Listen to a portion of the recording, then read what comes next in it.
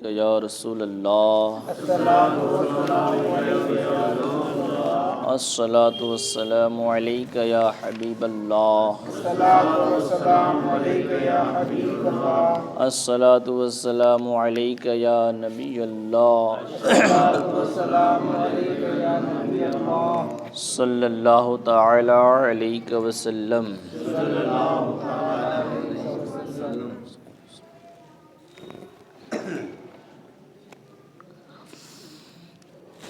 سورہ بقرہ کی 49 آیتیں بیان ہو چکی ہیں اور 50ویں آیت سے آج گفتگو ہے۔ بسم اللہ الرحمن الرحیم۔ وَإِذْ فَرَقْنَا بِكُمُ الْبَحْرَ فَأَنْجَيْنَاكُمْ وَأَغْرَقْنَا آلَ فِرْعَوْنَ وَأَنْتُمْ تَنْظُرُونَ وَإِذْ وَاعَدْنَا مُوسَىٰ 40 لَيْلَةً ثُمَّ اتَّخَذْتُمُ الْعِجْلَ مِنْ بَعْدِهِ وَأَنْتُمْ ظَالِمُونَ ثم عفونا عنكم من بعد ذلك لعلكم تشکرون۔ اور جب ہم نے تمہارے لیے دریا پھاڑ دیا تو تمہیں بچا لیا اور فرعون والوں کو تمہاری آنکھوں کے سامنے ڈبو دیا۔ اور جب ہم نے موسیٰ سے 40 رات کا وعدہ فرمایا، پھر اس کے پیچھے تم نے بچھڑے کی پوجا شروع کر دی اور تم ظالم تھے، پھر اس کے بعد ہم نے تمہیں معافی دی کہ کہیں تم احسان مانو۔ کہ جب ہم نے تمہارے لیے دریا پھاڑ دیا تو تمہیں بچا لیا اور فرعون والوں کو تمہاری آنکھوں کے سامنے ڈبو دیا۔ یہ اللہ تبارک و تعالیٰ نے جو بنی اسرائیل پر 10 نعمتیں نازل فرمائی تھی ان میں سے دوسری کا بیان ہے۔ پہلے والے کا بیان ہو گیا کہ فرعون جو تھا ظالم و جابر بادشاہ، وہ رعایا کے اوپر بہت ظلم و ستم کرتا تھا، غریبوں محتاجوں کو مزدوری پہ لگا دیتا اور جو مزدوری ان کو ملتی تھی اس کا ٹیکس روزانہ لیا جاتا تھا۔ اگر کسی دن نہ دیا جاتا تو ان کو طرح طرح کی سزا دی جاتی تھی۔ تو اللہ تبارک و تعالیٰ نے فضل فرمایا اور ان کو اس مصیبت سے نجات دی۔ اب یہاں سے دوسری نعمت کہ اللہ فرماتے کہ ہم نے تمہیں دریا میں ڈوبنے سے بچا لیا، لیکن فرعون والوں کو، جو فرعون کے ماننے والے تھے، ان کو ہم نے تمہاری آنکھوں کے سامنے ڈبو دیا، تم دیکھ رہے تھے جب وہ ڈوب رہے تھے۔ تو یہ دوسری نعمت کا بیان ہے جو بنی اسرائیل پر اللہ تبارک و تعالیٰ نے فرمائی کہ انہیں فرعونیوں کے ظلم و ستم سے نجات دی اور فرعون کو اس کی قوم کے ان کے سامنے غرق کر دیا، ڈبو دیا۔ یہاں آل فرعون سے فرعون اپنی قوم کے مراد ہے۔ وَأَغْرَقْنَا آلَ فرعون، اور ہم نے آل فرعون کو غرق کر دیا۔ آل فرعون سے مطلب فرعون کی اولاد نہیں، کہ فرعون اور اس کی قوم، فرعون اور اس کی قوم کے جو لوگ تھے ان کو ہم نے ڈبو دیا۔ وَأَنْتُمْ تَنْظُرُونَ، اور تم دیکھ رہے تھے۔ جیسے کہ اللہ تبارک و تعالیٰ نے فرمایا کرمنا بنی آدم، کہ ہم نے بنی آدم کو کرامت عطا فرمائی، عزت کا تاج رکھا۔ تو اس میں بنی آدم میں حضرت آدم بھی ہیں اور حضرت آدم علیہ السلام کی اولاد بھی ہیں۔ اسی طرح آل فرعون میں فرعون بھی ہے اور فرعون کے ماننے والے بھی ہیں۔ تو آل فرعون سے مطلب صرف فرعون نہیں، فرعون کو بھی اور اس کے ماننے والوں کو بھی ڈبو دیا، لیکن ایمان والوں کو ہم نے بچا لیا۔ مختصر واقعہ اس کا یوں ہے کہ کیسے یہ واقعہ کیسا ہوا، کیسے ڈوبے، کیا ہوا، اس کے بارے میں فرماتے ہیں کہ حضرت موسیٰ علیہ السلام بحکم الہی شب میں بنی اسرائیل کو مصر سے لے کر کے روانہ ہو گئے۔ رات کے وقت حضرت موسیٰ علیہ السلام بنی اسرائیل کو لے کر کے روانہ ہوئے، مصر سے، ایجپٹ سے روانہ ہوئے، اور صبح کو فرعون ان کی جستجو میں لشکر گراں لے کر کے چلا۔ حضرت موسیٰ علیہ السلام اور ان کے ماننے والوں کو تلاش کرنے کے لیے فرعون نے ایک بڑا لشکر تیار کیا اور ان کے پیچھے چلا کہ ان کو پکڑا جائے، ان کو سزا دی جائے۔ اور چلتے چلتے انہیں دریا کے کنارے پر پا لیا۔ دریا کے کنارے پر جب حضرت موسیٰ علیہ السلام اور ان کے ساتھی پہنچے تھے، تب فرعون کا لشکر پیچھے سے آ گیا اور دریا کے کنارے پر پا لیا۔ اب پیچھے فرعون کا لشکر، آگے پانی، جائیں کہاں؟ جائیں کہاں؟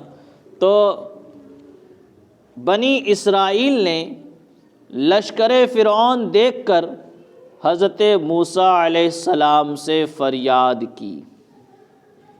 حضرت موسیٰ علیہ السلام سے فریاد کی۔ پتہ چلا جب مصیبت آ جائے تو نبیوں سے فریاد کرنا جائز ہے، اللہ والوں سے فریاد کرنا جائز ہے۔ تو حضرت موسیٰ علیہ السلام سے فریاد کی، آپ نے بحکم الہی دریا میں عصا مار دیا۔ حضرت موسیٰ علیہ السلام سے ان کی قوم نے کہا تو حضرت موسیٰ علیہ السلام نے اللہ سے کلام فرمایا۔ حضرت موسیٰ کلیم اللہ ہیں، اللہ سے کلام فرماتے ہیں، تو اللہ سے کہا مولا تیرے بندے جو تیرے اوپر ایمان لائے ہیں، تیرے نبی کے ساتھ ہیں، مولا انہیں بچا لے۔ تو اللہ نے ارشاد فرمایا، بحکم الہی اللہ نے ارشاد فرمایا کہ اے موسیٰ دریا کے اندر اپنا عصا مارو، لاٹھی جو ہے آپ کے پاس، اس لاٹھی کو دریا کے اندر مارو۔ تو حضرت موسیٰ علیہ السلام نے مارا تو اس کی برکت سے عین دریا میں ایک راستہ نہیں، دو راستے نہیں، 12 راستے بن گئے۔ کتنے؟ 12 راستے، 12 ہائی وے بن گئے۔ تو اب اسی سے گزر جانا ہے۔ 12 راستے بن گئے، خشک راستے، پانی کے اندر سوکھا راستہ، پانی کے اندر سوکھا راستہ بن گیا۔ تو خشک راستے پیدا ہو گئے 12، اور پانی جو ہے دیواروں کی طرح کھڑا ہو گیا۔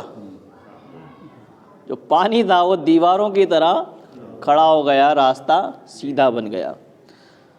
اور ان آبی دیواروں میں ایسا نہیں کہ پانی پانی، کھڑکیاں بھی بن گئی، جالی والی کھڑکیاں بھی بن گئی کہ ایک طرف سے دوسرا دکھے، ایک کھڑکی سے باہر کا حصہ دکھے۔ روشن دان بن گیا، جالی کے مثل روشن دان بھی بن گئے۔ بنی اسرائیل کی ہر جماعت ان رستوں میں ایک دوسرے کو دیکھتی تھی، کچھ وہاں سے گزر رہے، کچھ یہاں سے گزر رہے، کچھ یہاں سے گزر رہے ہیں۔ تو بنی اسرائیل جو تھے آپس میں ایک دوسرے کو دیکھ رہے تھے کہ کون کہاں پہنچا ہے، نظر آ رہا تھا کھڑکیوں میں سے۔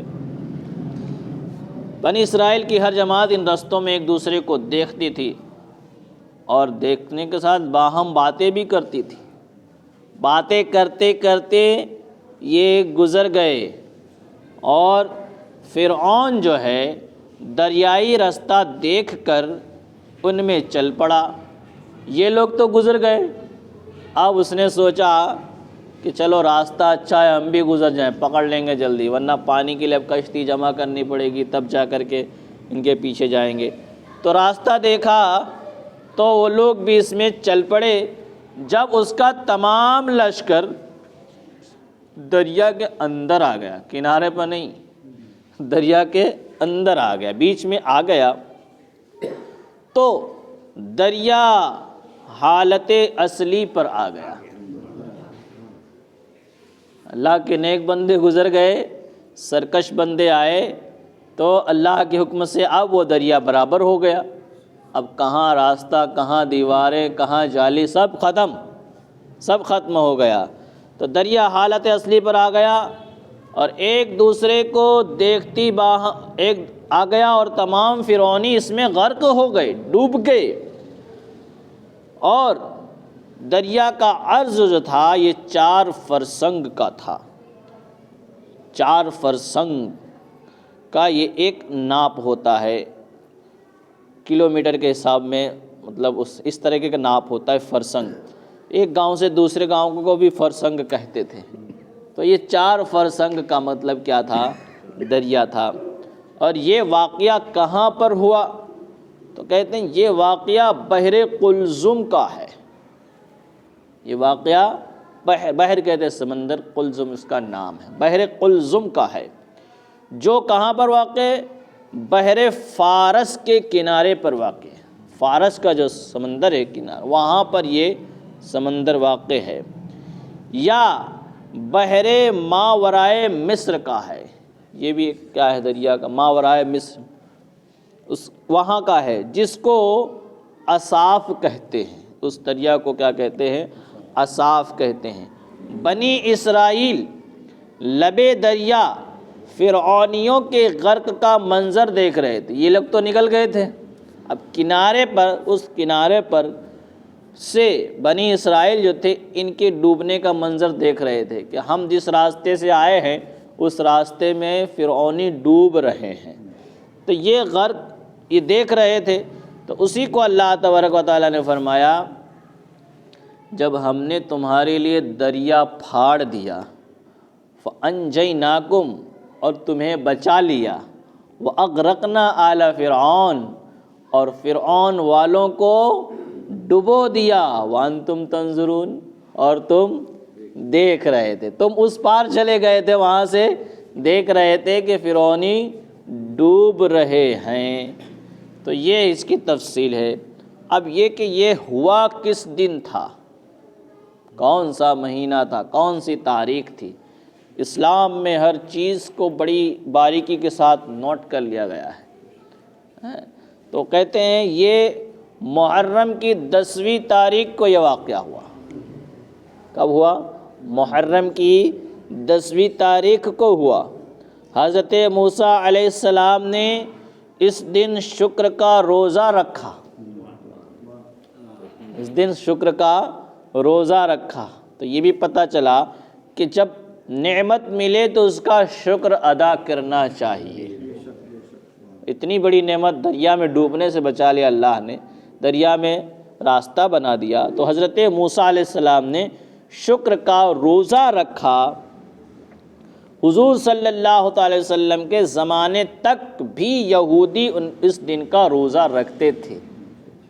جب حضور مکہ سے مدینہ آئے تھے تو محرم کے دن، عاشورہ کے دن یہودیوں کو روزہ رکھتے پایا، تو حضور نے پوچھا کہ تم کیوں روزہ رکھتے ہو؟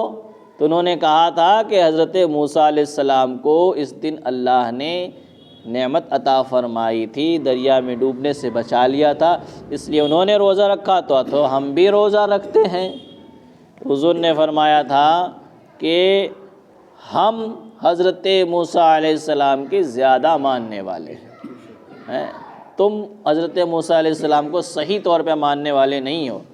تو حضور نے بھی روزہ رکھنا شروع کر دیا۔ اب صحابہ نے کہا یا رسول اللہ ہم بھی روزہ رکھتے ہیں، وہ بھی روزہ رکھتے ہیں، اب دونوں میں فرق کیا ہوا، ڈفرینس کیا ہوا؟ حضور نے فرمایا وہ ایک رکھتے ہیں ہم 2 رکھیں گے، وہ ایک رکھتے ہیں ہم 2 رکھیں گے۔ تو اس طریقے سے حضرت موسیٰ علیہ السلام کی یہ سنت کو ادا کیا۔ حضور نے بھی اس دن کا روزہ رکھا اور فرمایا کہ حضرت موسیٰ علیہ السلام کی فتح کی خوشی منانے اور اس کی شکر گزاری کرنے کے ہم یہودیوں سے زیادہ حقدار ہیں، ہم یہودیوں سے زیادہ حقدار ہیں۔ وہ تو صحیح دین پر قائم بھی نہیں، حضرت موسیٰ علیہ السلام کی تعلیمات پہ بھی عمل نہیں کرتے، ہم تو ہر نبی کی تعظیم کرتے ہیں، ہر نبی کی رسالت، ان کی نبوت کا اقرار کرتے ہیں، اللہ کی وحدانیت کا اقرار کرتے ہیں، تو ہم زیادہ اس کے حقدار ہیں کہ اس دن کی خوشی منائیں۔ اس مسئلہ اس سے یہ معلوم ہوا کہ عاشورہ کا روزہ سنت ہے۔ اس سے کیا پتہ چلا کہ عاشورہ یعنی 10ویں محرم کا روزہ جو ہے یہ سنت ہے۔ مسئلہ یہ بھی معلوم ہوا کہ انبیاء پر جو انعام ہو اس کی یادگار قائم کرنا اور شکر بجا لانا یہ بھی سنت ہے۔ نبیوں پہ جو انعام ہوا ہے اس کو یاد کرنا، اس کا شکر بجا لانا، اور یہ بھی کیا ہے؟ سنت ہے۔ اور یہ بھی مسئلہ معلوم ہوا کہ ایسے امور میں دن کا تعین سنت رسول اللہ صلی اللہ تعالی علیہ وسلم ہے۔ دن کو مقرر کرنا، عاشوراء کا دن مقرر کرنا، تو اس دن جو کوئی بھی مطلب شکر کے طور پر روزہ رکھ کر کے یا عبادت کر کے جو بھی خوشی منائی جائے، دن متعین کیا جائے، یہ بھی کیا ہے؟ جائز ہے۔ اور یہ بھی معلوم ہوا کہ انبیاء کی یادگار اگر کفار قائم کرتے ہوں، جب بھی اس کو چھوڑا نہ جائے گا۔ اگر ہمارا طریقہ ہندو کافر اپنانے لگے تو ہم چھوڑ دیں گے؟ اگر وہ ہمارا طریقہ اپنانے لگے تو ہم نہیں چھوڑیں گے، ہم تو اپنا طریقہ اپنائیں گے۔ ہم روزہ رکھتے ہیں کہ کافر روزہ رکھنا شروع کرتے تو کوئی یہ کہے کہ وہ کافر بھی روزہ رکھتا ہے رمضان کے، یہ بھی روزہ رکھتے، دونوں میں فرق کیا ہے؟ اگرچہ اگر اسلامی طریقہ ہے، اسلام میں وہ جائز ہے، تو اگر کافر بھی وہ کام کرتا ہے تو ہمیں کرنے میں کوئی حرج نہیں ہے۔ یہودی روزہ رکھتے تھے، حضور نے روزہ رکھا، تو اس سے یہ پتہ چلا کہ اگر وہ کام جو اسلام میں جائز ہے، جائز طریقے سے منایا جائے گا اور اس کی گنجائش ہے شریعت میں، اور اس کام کو کوئی کافر کر رہا ہے تو اس کو ہمیں کرنے میں کوئی حرج نہیں ہے، ہم بھی کر سکتے ہیں۔ کوئی یہ سوال نہیں اٹھا سکتا کہ یہ کام تو کافر کرتا ہے، ہم کیوں کریں؟ تو اسلام میں جائز ہے تو اسے ہم کر سکتے ہیں۔ اور فرمایا اللہ تبارک و تعالیٰ نے کہ اس کے بعد جب ہم نے موسیٰ سے 40 رات کا وعدہ فرمایا، پھر اس کے پیچھے تم نے بچھڑے کی پوجا شروع کر دی اور تم ظالم تھے۔ حضرت اللہ تبارک و تعالیٰ نے حضرت موسیٰ علیہ السلام سے وعدہ فرمایا کہ موسیٰ توریت چاہیے تمہیں تو کوہ طور پہ آ جاؤ، طور پہاڑ پہ آ جاؤ۔ 40 دن کا وعدہ تھا۔ حضرت موسیٰ علیہ السلام جو ہیں کوہ طور پر گئے اور وہاں کتاب لینے کے لیے، لیکن یہاں پر جن کی قوم میں کیا ہو گیا؟ بچھڑے کی پوجا شروع کر دی بہکانے سے۔ دیکھیے کیا ہے واقعہ۔ کہتے فرعون اور فرعونیوں کے ہلاک کے بعد، فرعون اور فرعونی جب اس میں ہلاک ہو گئے، دریا میں ڈوب گئے، تو اس کے ہلاک ہونے کے بعد حضرت موسیٰ علیہ السلام بنی اسرائیل کو لے کر مصر کی طرف لوٹے۔ پہلے جا رہے تھے، اب واپس مصر آ گئے، اور ان کی درخواست پر اللہ تعالیٰ نے توریت کا وعدہ فرمایا۔ حضرت موسیٰ علیہ السلام نے توریت کتاب مانگی، اللہ تبارک و تعالیٰ نے توریت عطا فرمانے کا وعدہ فرما لیا، اور اس کے لیے میقات معین کیا، وقت متعین کر دیا، اور جس کی مدت ما اضافہ 1 ماہ 10 روز تھی، یعنی کل 40 دن ہوئے، 1 مہینہ 10 دن اس کی مدت تھی۔ مہینہ ذوالقعدہ اور 10 دن ذوالحجہ کے، یہ 40 دن کون سے تھے؟ پورا مہینہ ذوالقعدہ کا اور 10 دن ذوالحجہ کے، کل ہو گئے 40 دن۔ حضرت موسیٰ علیہ السلام قوم میں اپنے بھائی ہارون علیہ السلام کو اپنا خلیفہ اور جانشین مقرر کر کے بنا کر کے توریت حاصل کرنے کے لیے کوہ طور پر تشریف لے گئے۔ 40 شب وہاں ٹھہرے، 40 راتیں وہاں ٹھہرے رہے۔ اس عرصے میں کسی سے بات نہیں کی، حضرت موسیٰ علیہ السلام نے 40 دن میں کسی سے بات نہیں کی۔ اللہ تعالیٰ نے زبرجدی الواح میں توریت آپ پر نازل فرمائی۔ یہاں سامری نے سونے کا جواہرات سے مرصع بچھڑا بنا کر قوم سے کہا کہ یہ تمہارا معبود ہے۔ وہ لوگ 1 ماہ حضرت کا انتظار کر کے سامری کے بہکانے پر بچھڑا پوجنے لگ گئے۔ حضرت موسیٰ علیہ السلام توریت لینے وہاں چلے گئے، اور یہاں حضرت ہارون علیہ السلام کو خلیفہ بنا کر کے گئے، لیکن سامری جو تھا، سامری نام کا جو شخص تھا، اس نے لوگوں کو بہکایا اور ایک بچھڑا بنا کر کے قوم سے کہا، ایک بچھڑا بنایا، اس سے قوم سے کہا کہ یہ تمہارا معبود ہے، مورتی جیسی بنائی بچھڑے کی، اور کہا کہ یہ تمہارا معبود ہے۔ اب وہ لوگ تو کشمکش میں تھے کہ حضرت موسیٰ علیہ السلام کہاں چلے گئے، تو ان لوگوں نے کیا کیا، کچھ دن انتظار کیا، 1 ماہ تک انتظار کیا، وعدہ تھا 40 دن کا، 1 مہینے تک ان لوگوں نے انتظار کیا، اور سامری کے بہکانے سے پھر یہ لوگ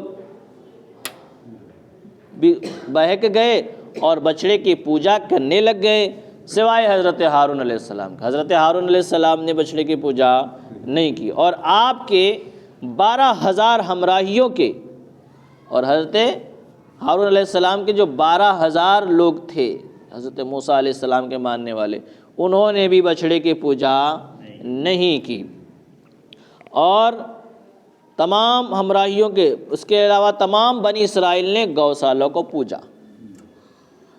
حضرت ہارون علیہ السلام اور ان کے ساتھی 12,000، انہوں نے بچڑے کی پوجا نہیں کی، اور باقی تمام بنی اسرائیل نے کیا کیا، گوشالہ کی پوجا کی، یعنی گائے کی پوجا کی، بچڑے کی پوجا کی۔ تو جب حضرت موسیٰ علیہ السلام واپس تشریف لائے تو دیکھا تو یہاں تو قوم کا حال خراب ہے، انہوں نے تو ایسا جرم کر لیا ہے کہ اب ان کو زندہ رہنے کے لائق ہی نہیں۔ تو اب کیا کیا جائے، اللہ کی بارگاہ میں انہوں نے مطلب عریضہ پیش کیا کہ مولا اب کیا کیا جائے، تو اللہ نے بتایا کہ اب ان کی معافی کیسے ہوگی۔ تو کس طریقے سے معافی ہوتی ہے کہ ایک اللہ نے فرمایا کہ جس نے گناہ کیا ہے اس کا رشتہ دار اس کو قتل کرے، وہ قتل کرے، اس طریقے سے کیا ہوتی ہے، ان کی معافی ہوتی ہے۔ اور پھر اللہ تبارک و تعالیٰ ان کی اس توبہ کو قبول فرماتا ہے اس طور پر کہ جنہوں نے قتل کیا وہ بھی جنتی، جو قتل ہوئے وہ بھی جنتی، کیونکہ ان کی سزا جو تھی یہ قتل اللہ نے مقرر فرمائی تھی، تو قتل سزا بھگت کر کے وہ دنیا سے گئے، تو اللہ نے دونوں کو معاف فرما دیا۔ اس طریقے سے کل 70,000 بنی اسرائیل کو قتل کیا جاتا ہے۔ اس کا بیان انشاءاللہ آگے ہے، پھر گفتگو کریں گے۔ اللہ تبارک و تعالیٰ کی بارگاہ میں دعا ہے کہ مولا جو کچھ بھی بیان ہوا اسے ہمیں سمجھنے کی توفیق عطا فرما، علم کے نور سے ہم سب کو مالا مال فرما، الہ العالمین قرآن کے فیضان سے مالا مال فرما، بیماروں کو شفا عطا فرما، الہ العالمین ایمان پر خاتمہ نصیب فرما۔ اللہم ربنا تقبل منا انک انت السمیع العلیم وتب علینا انک انت التواب الرحیم برحمتک یا ارحم الراحمین۔